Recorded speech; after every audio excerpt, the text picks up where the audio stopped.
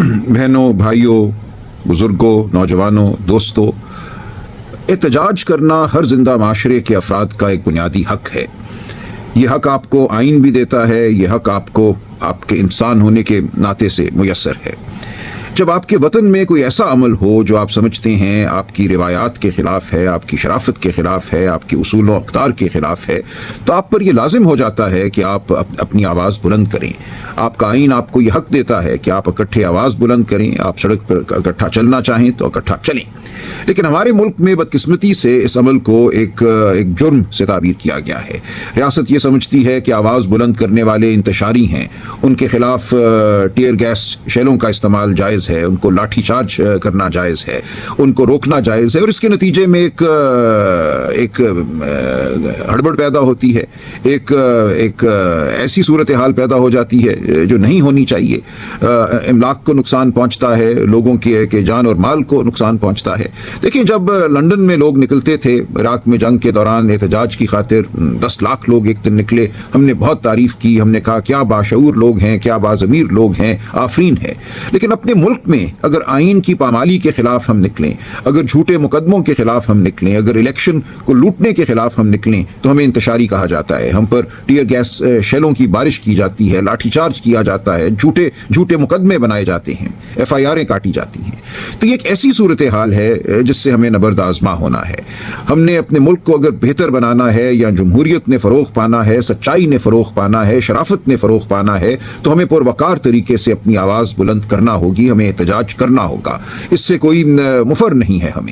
ہمیں باہر نکلنا ہوگا، ہمیں کہنا ہوگا کہ ہمارے آئین پر حملہ ہمیں قبول نہیں ہے، ہمارے بنیادی حقوق کو اگر تابع کیا جا رہا ہے مقتدرہ کی خواہشات کے، یہ کہا جا رہا ہے کہ اگر مقتدرہ فیصلہ کرتی ہے کہ کوئی بھی معاملہ قومی سلامتی سے منسلک ہے تو ہمارے بنیادی حقوق سلب کر لیے جائیں گے، ہمیں فوجی عدالتوں کے سامنے پیش کیا جائے گا، ہائی کورٹوں کو مغلوب کیا جائے گا، ان کا اختیار سماعت چھین لیا جائے گا، ہائی کورٹ کے ایک جج کو ایک ہائی کورٹ سے اٹھا کر اس کی مرضی کے بغیر کسی دوسرے ہائی کورٹ میں پھینک دیا جائے گا، اس سے مقدمہ لے لیا جائے گا جو سن رہا ہو، اگر سنوائی مقتدر حلقوں کی خواہشات کے مطابق نہ جا رہی ہو۔ ایک نئی عدالت جس کو فیڈرل کانسٹیٹیوشنل کورٹ کہا جا رہا ہے قائم کی جا رہی ہے، جو کہ ایک فرد واحد، یعنی کہ جو ہمارے آج وزیر اعظم ہیں جن کے حوالے سے لاکھ ہمیں سوالات ہیں، کس طرح 8 اور 9 فروری کی رات الیکشن کو لوٹا گیا، ایک جھوٹے رزلٹ کے ذریعے ایک پارلیمان قائم کی گئی اور پھر ایک وزیر اعظم متعین ہوا۔ اس وزیر اعظم کی ثوابدید پر ایک جج، ایک چیف جسٹس لگے گا، اور اس چیف جسٹس کی ثوابدید پر باقی جج لگیں گے۔ ہم کہتے ہیں ایسا نہ کرو، جو بھی آپ کے مقاصد ہیں، جائز مقاصد ہیں آئین کے حوالے سے، ان کو آپ روشنی میں لائیے، ہم سے بات کیجیے، ہم ہر جائز معاملے کا حل جو ہے وہ تلاش کرنے میں آپ کی مدد کریں گے، لیکن شب خون آئین پر نہ ماریے، جھوٹے مقدمے نہ بنائیے، الیکشن کو نہ لوٹیے۔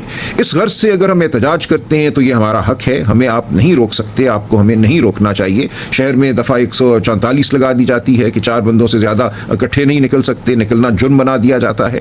تو یہ جرائم کی بھرمار جو ہے صرف اس لیے کی جا رہی ہے کہ ایک خوفزدہ ریاست نہیں چاہتی کہ سچ سامنے آئے، کہ لوگ سچائی کی جانب بڑھ سکیں، اپنی آواز بلند کر سکیں۔ پچھلے چند دنوں سے مایوسی پائی جاتی ہے بعض طبقوں میں۔ اسلام آباد میں جو احتجاج ہوا اس کے بعد یہ کہا گیا کہ یہ احتجاج جو ہے کسی مصلحت کے تحت ختم ہو گیا، اور بہت باتیں کی گئی، PTI کے اکابرین کے حوالے سے، رہنماؤں کے حوالے سے مایوسی پھیلانے کی کوشش کی گئی۔ میں آپ کو یقین دلاتا ہوں کہ ایسا نہیں ہے جیسا کہا جا رہا ہے۔ ہر احتجاج کا کوئی نقطہ آغاز ہوتا ہے، کوئی انتہا کا مقام ہوتا ہے، اور ہر احتجاج آخری احتجاج نہیں ہوتا۔ ایسا نہیں ہے کہ کسی ایک احتجاج کے ذریعے آپ کو تمام مقاصد حاصل ہو جائیں گے۔ جو ناحق لیڈر عمران خان پابند سلاسل ہے وہ چھوٹ جائے گا، یا آئین میں جو ترامیم کی جا رہی ہیں وہ رک جائیں گی۔ یہ ایک عمل ہے، اس عمل سے ہمیں جڑے رہنا ہے، یہ ایک آئینی اور قانونی عمل ہے، ہمیں قانون آئین کے دائرے میں رہ کر اس عمل سے جڑے رہنا ہے، اپنی تگ و دو کو جاری رکھنا ہے۔ تو میں آپ کو یقین دلاتا ہوں کہ یہ احتجاج جاری رکھنا آپ کا حق ہے، آپ اس کو جاری رکھ سکتے ہیں، آپ کو جاری رکھنا چاہیے، ایک مربوط طریقے سے، ایک نظم کے تحت، قانون اور آئین کے تحت۔ تو مایوسی بالکل نہیں ہونی چاہیے، یہ جائز نہیں ہے، جو چہمگوئیاں کی گئی وہ جائز نہیں ہے۔ میں نے معاملے کی تہ تک پہنچنے کی کوشش کی ہے، اور میں یہ سمجھتا ہوں بہت تفصیل میں جائے بغیر کہ ایسا نہیں ہے جیسا بعض یوٹیوبر یا ویلاگر کہہ رہے ہیں. معاملات بالکل یکسر مختلف ہیں. پوری بات آپ کے سامنے یقیناً آ جائے گی. آپ یقین رکھیے کہ ہمارا جو کاز ہے وہ برحق ہے. ہم آئین اور قانون کے دائرے میں رہتے ہوئے اپنی سیاسی جد و جہد کو جاری رکھیں گے. ہم جو بھی قانونی اور آئینی راستہ ہمیں میسر ہے اس کو اپنائیں گے. اگرچہ عدالتوں کو بند کیا جا رہا ہے, عدالتوں کو من پسند ججوں کے تابع کیا جا رہا ہے, آزاد منش ججوں کو ڈرایا دھمکایا جا رہا ہے, اس کے باوجود ہم یہ سمجھتے ہیں کہ آئین اور قانون کی سربلندی کے لیے جو ہماری جد و جہد ہے وہ کامیاب ہوگی. وہ پی ٹی آئی کے حوالے سے ہو یا پی ٹی آئی سے ہٹ کر پاکستانی یہ جد و جہد کریں, یہ آپ پر لازم ہے, آپ پر فرض ہے کہ یہ جد و جہد کی جائے. عمران خان آج اس جد و جہد کے ایک اہم کلیدی کردار ہیں. ان کے ساتھ ایک بہت بڑی تعداد پاکستانیوں کی جڑی ہوئی ہے. اس تعداد کا اس آبادی کے حصے کا احترام کیجیے, ان کی خواہشات کا احترام کیجیے, ان کے جمہوری حقوق کا احترام کیجیے. اور میں تمام پاکستانیوں سے یہ اپیل کرتا ہوں کہ معاملے کو سمجھیے, جو معاملات ہیں, جو قضیے ہمارے سامنے ہیں, جو دشواریاں ہیں, ان کو سمجھیے اور ہمارا ساتھ دیجیے. سیاسی سطح پہ نہیں, آئینی سطح پہ, شرافت کی سطح پہ اس ملک کو تاریکیوں میں ڈوبنے سے بچانے کے لیے ساتھ دیجیے. ہمارا ساتھ نہ دیجیے, اپنا ساتھ دیجیے, اپنی آنے والی نسلوں کا ساتھ دیجیے. تو انشاءاللہ مایوسی کی کوئی ضرورت نہیں ہے. کسی بھی سطح پہ یہ عمل جاری رہے گا اور انشاءاللہ کامیابی ہمیں نصیب ہوگی. بہت شکریہ.